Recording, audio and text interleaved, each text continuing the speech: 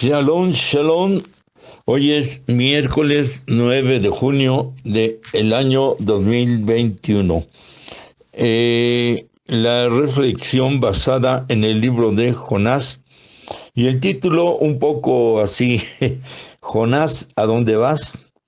Padre, gracias te damos por la bendición de poder compartir y el declarar tu presencia en nuestras vidas a través de tu mensaje. Perdona nuestros pecados y todo lo malo que hemos cometido, rogando que hagas la obra de limpieza en nuestras vidas por tu bondad, por tu misericordia. Padre, rogando que seas con los enfermos de este virus y sean sanos espiritual, físicamente y en todos los familiares también, y tu presencia esté en sus vidas. También oramos por los bebés, niños, adolescentes, jóvenes, sean preparados en tu camino, en tu luz, en tu fortaleza, en tu fe, en tu poder, para enfrentar este mundo tan difícil. Sea en medio de cualquier necesidad, problema, ataque o cualquier situación adversa en quienes escuchan, y sea tu bendición, tu solución. Todo lo pedimos en tu nombre de Yahshua nuestro Señor. Amén. Bueno, vamos a hablar algo acerca de Jonás, muy conocido por todos acerca de la vivencia de este varón. Cuando estamos en el capítulo número 1, aquí en el versículo número 2, dice: levántate y ve a Nínive, aquella gran ciudad, y pregona contra ella, porque ha subido su maldad delante de mí. Y Jonás se levantó para huir de la presencia del Eterno a Tarsis, y descendió a Jope, y halló una nave que partía para Tarsis, y pagando su pasaje, entró en ella para irse con ellos a Tarsis, lejos de la presencia de el Eterno. Bueno, aquí encontramos un primer punto bien difícil para la vida de Jonás, para nuestras vidas. Cuando el Señor le dice: ve a Nínive, porque ahí hay mucha maldad. Pero él desobedece, y dice la Escritura que toma rumbo a Tarsis. Este primer punto habla de la desobediencia. Rama de la rebeldía es la desobediencia, la no sujeción, la no sumisión, y eso provoca el apartarse de la presencia del Señor. Bueno, Jonás, en medio del mandamiento que el Eterno le da, no obedece y hace, de acuerdo a su manera de pensar, hace su voluntad. Él de alguna manera no hace caso a la indicación, a la instrucción del Eterno. Fue claro, cuando el Eterno habla a nuestras vidas y nos dice: haz esto, haz lo otro o haz aquello. Una cosa es desobedecer y otra cosa es la rebeldía. Bueno, van de la mano. Pero acá Jonás primero desobedece. Y la rebeldía es que se va a otro lugar. No solamente desobedece el no ir a la ciudad de Nínive. Ya en su pensamiento ya existía la desobediencia. No voy a Nínive. Y dos, entra la rebeldía. Me voy a otro lugar, a Tarsis. No estoy de acuerdo con el Eterno, no me parece que me haya enviado a tal lugar, me dio este trabajo, está muy difícil realizarlo, tal vez no tengo la habilidad. Bueno, entré a tal escuela y de alguna manera no es lo que yo esperaba. Estoy ganando tal sueldo y yo quería mucho más. Y de ahí después solamente son ejemplos que estoy dando que pueden pasar en la vida de alguien. O ve con tal persona y dile esto, dile lo otro. O bueno, tantas cosas que suceden en nuestras vidas y que no hacemos caso. Como que no valoramos cuando el Eterno habla a nuestras vidas, y aunque sean lugares, decisiones, pues no tan fáciles, por decirlo así, tenemos que aprender a sujetarnos. tenemos que aprender a obedecer. Dice que Nínive había crecido mucho la maldad. Tal vez Jonás tuvo miedo de ir a un lugar en donde el mal estaba en su apogeo y pensó, me van a lastimar, golpear, voy a llegar a predicar ahí, todos son malos y tal vez mejor no voy. Tal vez le entró miedo, tal vez prefirió que no era el momento de ir y que aunque el Eterno le hubiera dicho, muévete, vete a Nínive, él no tenía ganas, estaba desanimado, desalentado. Yo no sé qué es lo que Jonás en ese momento sintió o por qué no estaba de acuerdo. Es peligrosísimo no estar de acuerdo con lo que el Eterno hable a nuestras vidas. Hay que saber vivir la escasez, la abundancia, lo que nos gusta, lo que no nos gusta, lo que nos parece, lo que no nos parece. Aun cuando no estemos de acuerdo, tenemos que aprender nosotros a que cuando escuchamos la voz del Eterno, lo tenemos que hacer. Y no hay más. La experiencia que tuvimos en Brasil, cuando fuimos a predicar a Emaús, predicamos en un estadio como de 25,000 personas, un estadio pequeño. Y fue una bendición grande, bonita, mucha aceptación del mensaje. Y bueno, una experiencia bonita. Al otro día nos tocó ir a una colonia, por llamarle populosa, como aquí en México, y había llovido toda la noche en esa zona, y cuando llegamos los autos ya no podían seguir.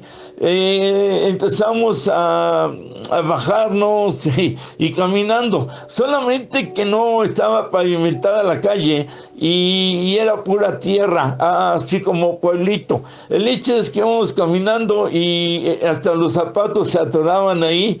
Era un tipo de lodo, así como barro rojo.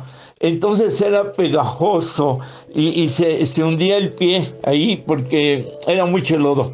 El hecho es que yo me puse de malas. Dije, ayer prediqué en un estadio, fue una bendición grande, bonita, y ahora estoy aquí. Luego empieza a llover otra vez y llegamos al templo. Era una casa habilitada como templo y todos empapados, los zapatos llenos de lodo. Bueno, el hecho es que de alguna manera en medio nos sacudimos, el horario ya había avanzado, las horas, el culto estaba iniciando y ya no había tiempo de estarse ahí cambiando de ropa ni nada, además de que no llevábamos.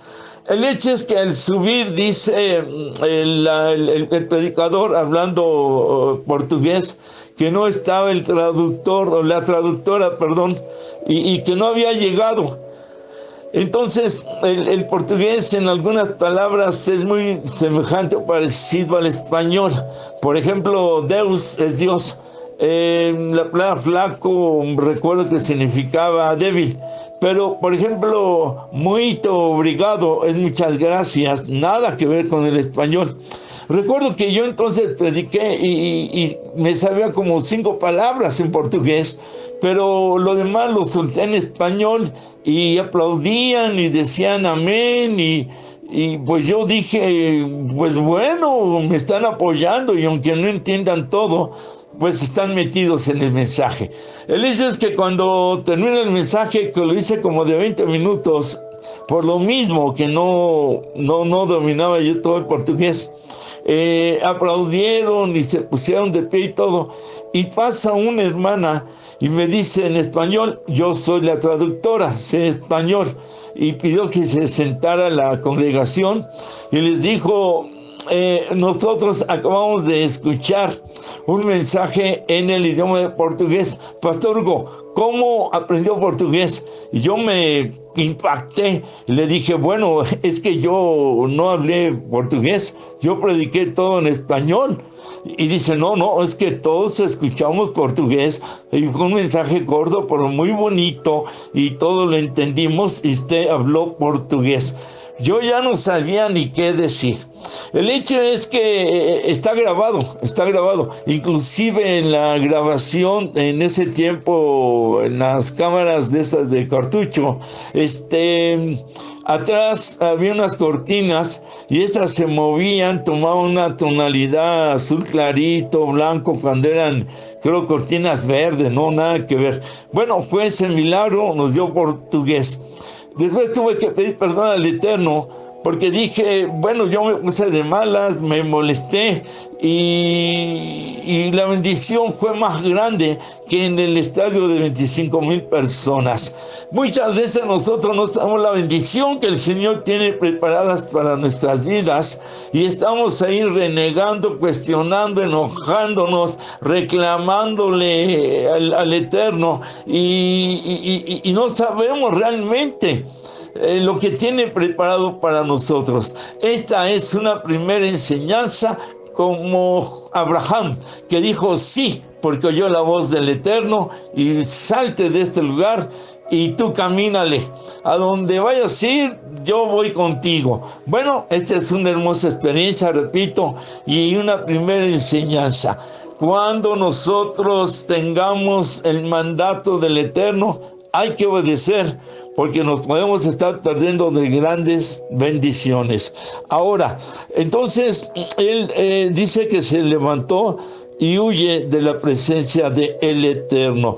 En el verso 10, después de que pasaron algunos acontecimientos, dice aquí que los hombres que estaban en el barco con Jonás sabían que huía de la presencia del Eterno. Este es un segundo punto. La desobediencia, la rebeldía nos llevan a apartarnos de la presencia del Eterno. Dios nos libre de eso. Nos llevan a huir, tratar de escapar de la presencia del Eterno. Cuando Él nos llama es porque quiere que obedezcamos y hagamos su voluntad. Pero cuando no es así y nosotros caemos en esa rebeldía, nos estamos separando de su presencia, y apartados de Él, vaya, ¿qué podríamos nosotros hacer? Por su misericordia, por su bondad, le amamos porque Él nos amó primero. Dice que aunque no seamos fieles, Él permanece fiel, que su misericordia es mejor que la vida. Entonces nosotros tenemos que aprender en ese segundo punto de enseñanza que no debemos apartarnos de la presencia del Eterno. Si lo aplicamos en nuestra vida, bueno, nos podemos apartar de Él al dejar de orar, al dejar de leer la Escritura, al dejar de adorarle, al dejar de alabarle, al dejar de hablar de Él, al dejar de invocarlo, al dejar de compartirlo, al dejar de ir a su casa, al dejar de hablar de las grandezas, al dejar la fe, al no tomar todo con el valor y la responsabilidad que deben ser adecuadas para estar más cerca de Él, el no buscarlo, y así podríamos decir muchísimas cosas, el permanecer en ese pecado, en esa dureza, en esa frialdad, en esos miedos y temores. Todo eso nos aparta de Él, porque Él nos ha dado espíritu de valor, de fuerza, de poder, de dominio propio, y no de miedo, no un espíritu que nos separe, sino nos ha dado el Ruach HaKodesh, el Espíritu Santo, que nos mantiene perseverantes, y que debemos nosotros aprovechar para estar siempre ahí, en esa presencia que nos da el calor, la fortaleza, la fuerza, el amor, la fe, la solución, la bendición y todo lo necesario para salir adelante.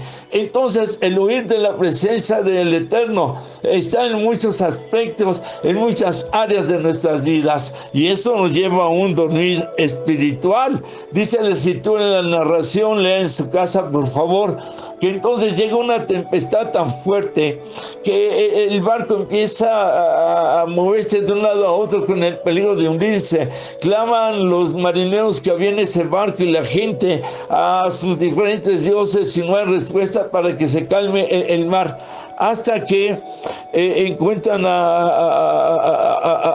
tratan de encontrar, empiezan a buscar en quién era que venía el juicio por medio de el mar. Pero dice aquí en el verso 5 que los marineros tuvieron miedo.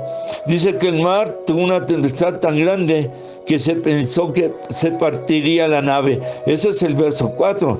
En el 5 entonces dice que empiezan a echar la carga que tenía la nave, el barco, hacia el mar, para no hundirse tan rápido. Pero Jonás había bajado al interior de la nave y se había echado a dormir. Así dice la traducción, echado a dormir. Y luego habla de que el patrón de la nave, el dueño, lo descubre y lo ve dormido y le dice: ¿qué tienes, dormilón? Compasión de nosotros y no perecemos si clamas a tu Dios. Vaya, que mejor que no era de creyente al Eterno, está pidiendo compasión. Se había dado cuenta que Jonás era el culpable. Y este es el tercer punto. Cuando se está en desobediencia, en rebeldía, se aparta uno de la presencia del Eterno y cae en un dormir espiritual. Lo dice Efesios, ¿verdad? Levántate tú que duermes. Despiértate tú que duermes, levántate de los muertos y te alumbrará Yeshua, tendrás su luz, tendrás su resplandor. Está hablando claramente de un dormir que lleva a una muerte espiritual. Ese dormir habla de la flojera, ese dormir habla de la desidia, ese dormir habla de los bostezos espirituales, de no hacer nada por la obra, de no procurar, ¿verdad?, en un momento dado servirle, agradarle, adorarle. Cuando vemos la pandemia, ¿por qué tenemos vida y para qué nos dejó con vida? Yo ayer estaba muy triste porque supe de la muerte de T.B. Joshua, un predicador que Dios lo usaba mucho en milagros de Nigeria, en África. Y cuando Dios nos permitió ir a África y establecer el Divino Salvador en Lagos, Nigeria, en África, en 18 días nos dio la iglesia. Le conocimos a él, pudimos saludarle así solo de mano, pero fue para mí una bendición. Después yo lo seguía por acá por internet en muchas de sus predicaciones y milagros que él hacía. Pero luego al otro día supe de un maestro de raíces hebreas, de estas profundas, y también murió. Entonces, era un maestro para mí, o era mi maestro, y de tal manera, o uno de los maestros, y en este sentido, pues me ganó otra vez la tristeza. No sabemos cuándo vamos a partir y cuándo vamos a estar en la presencia del Eterno, pero podemos estar como dormidos, podemos estar como muertos espiritualmente. Estamos en el barco del Señor, en la lancha, en la barca, nos subimos, y hay que aprender a soportar las tempestades, aprender a enfrentar los miedos, el oleaje del mar, el ruido del viento, que parece que nos hundimos, tal vez como Pedro, que tenía tanta fe que caminó sobre el mar, y cuando dice el Evangelio que escucha el ruido del mar y ve el oleaje y lo bravo de la tempestad, le entró miedo y empieza a hundirse. Hay que tener cuidado porque el estar dormido y como muerto espiritualmente significa el hundirse, el irse hasta abajo, el tocar fondo. Y cuando se toca fondo es dificilísimo el volver a levantarse. Tan es así que entonces cuando es descubierto o reconocido, él dice: sí, soy hebreo y le temo al Eterno. Mentira, eso dice el verso 9 que dijo Jonás: le temo a Yahweh. Mentira, porque si le hubiese tenido temor, no se hubiera apartado de él, no hubiera desobedecido. Esto habla de una falta de fe, de una fe falsa, de una fe no genuina y no verdadera. Este es el otro punto, ¿verdad? Uno, desobediencia, rebeldía. En este sentido, 2, el huir de la presencia del Eterno. 3, caer en ese dormir y muerte como espiritual. Y 4, el declarar mentiras. No, yo creo en Dios, yo creo en la Biblia, pero realmente hay un miedo. es una fe engañosa, es engañarse a sí mismo. Hablábamos anteriormente de una vida religiosa y tradicional que solamente son palabras. El hecho es que en una quinta enseñanza vemos la vergüenza que él tiene que pasar delante de todos los demás. Y viene la acción y vienen las consecuencias, y entonces dice que la única manera de poder controlar la tempestad y parar esa disciplina o juicio era aventar a alguien al mar, y este tenía que ser Jonás. Él mismo lo dice y él mismo lo solicita. Tomadme, dice el verso 12, y échenme al mar, y el mar se va a quietar. Entonces dice el 15, y tomaron a Jonás y le echaron al mar, y el mar se aquietó en su furor. El verso 17, pero el Eterno había preparado un gran pez que tragase a Jonás, y estuvo Jonás en el vientre del pez 3 días y 3 noches. Ahí las consecuencias. Hablábamos cuando se menciona la palabra tocar fondo. Jonás tocó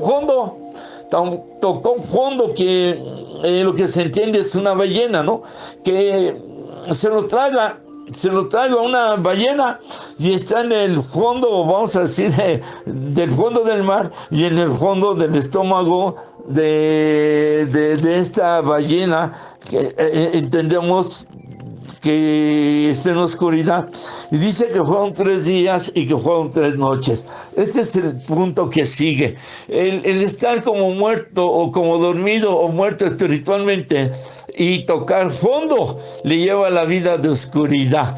Se lo tragó la ballena y estaba en oscuridad. Se lo tragó el Satán, el diablo, y estaba en oscuridad. Es cuando entonces el diablo se traga a la persona. Dice la Biblia, no como ballena, en este caso como león, que anda como león rugiente buscando a quien devorar. Gloria a Dios que también está el león de la tribu de Judá, que nos libera, que nos liberta, que nos restaura, que nos levanta, que nos despierta, que nos resucita y nos debe poner otra vez camina sobre el mar. Detén la tempestad, para los vientos, baja el oleaje, y no como que le falta fe, que se lo llevan la ola y las ondas del mar de aquí para allá. No, tenemos que despertar, tenemos que levantarnos y tenemos que reaccionar a una verdadera fe, a una verdadera vida, a una verdadera obediencia, y a dejar todo aquello que esté estorbando en cada uno de nosotros, y a donde nos mande el Señor, donde Él diga, cuando Él diga, la hora que diga. Claro que tiene que ser en un discernimiento, en una veracidad